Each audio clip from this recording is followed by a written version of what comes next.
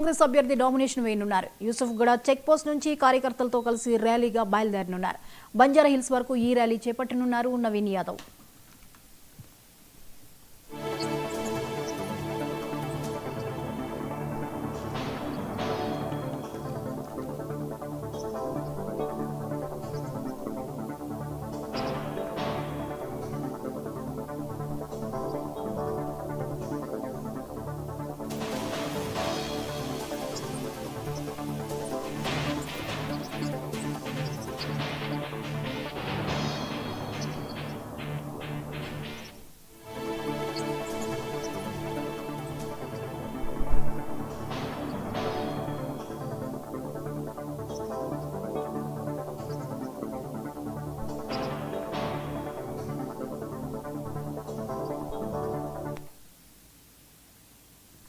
నేడు జూబ్లీహిల్స్ కాంగ్రెస్ అభ్యర్థి నామినేషన్ వేయనున్నారు. యూసుఫ్ గూడ చెక్ పోస్ట్ నుంచి కార్యకర్తలతో కలిసి ర్యాలీగా బయలుదేరనున్నారు.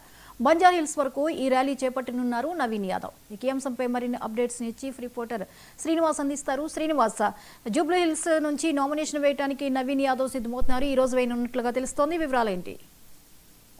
జ్యోతి, ఈరోజు జూబ్లీహిల్స్ కాంగ్రెస్ అభ్యర్థి నవీన్ యాదవ్ నామినేషన్ వేసేందుకు ముహూర్తం ఖరారైంది. ఈరోజు 9 గంటలకు ఆయన ఊరేగింపుగా బయలుదేరి షేక్పేట్ తహసీల్దార్ కార్యాలయంలోని రిటర్నింగ్ ఆఫీస్ కు చేరుకుంటారు.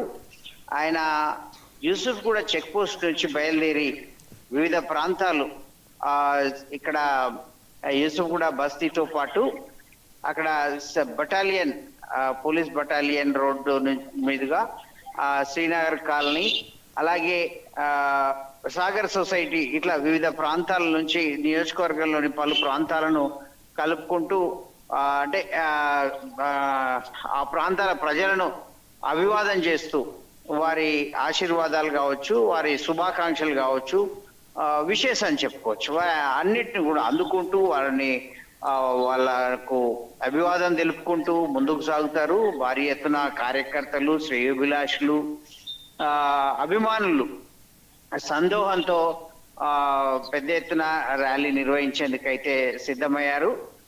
కాసేపట్లో ఆ ర్యాలీ యూసుఫ్ కూడా చౌరస్తా నుంచి ప్రారంభం కాబోతుంది.